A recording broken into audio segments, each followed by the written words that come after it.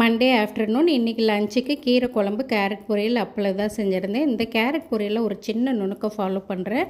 அதை தான் உங்களோட ஷேர் பண்ண போகிறேன். இதுக்கு ஒரு பேனில் வந்து ஆயில் விட்டுட்டு அதுக்கு கடுகு, ஒரு 2 பச்சை மிளகாய் கீரி போட்டிருக்கேன், கருவேப்பிலை, இது நல்லா பொரிஞ்சு வர வரைக்கும் வதக்குனா போதும், கேரட் பொரியல் ரெடி. அதுக்கு தான் நான் வந்து கேரட்டை வந்து நல்லா ஸ்டீம் பண்ணி வச்சுருக்கேன். அதுதான் இந்த நுணுக்கம்.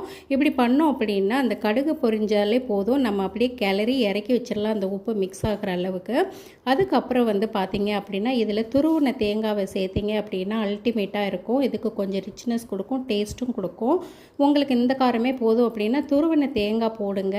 அப்படி இல்லை அப்படின்னா இதில் இந்த ஒரு ஸ்பூன் தேங்காயில் வந்து ஒரு 2 பச்சை மிளகாய் வந்து நல்லா இப்படி சதைச்சி போட்டிங்க அப்படின்னா இந்த கேரட்டில் இருக்கிற இனிப்பு தன்மையை வந்து அந்த பச்சை மிளகாய் டாமினேட் பண்ணி சூப்பர் டேஸ்ட்டாக கொடுக்கும். நீங்களும் உங்கள் வீட்டில் ட்ரை பண்ணி பாருங்கள்.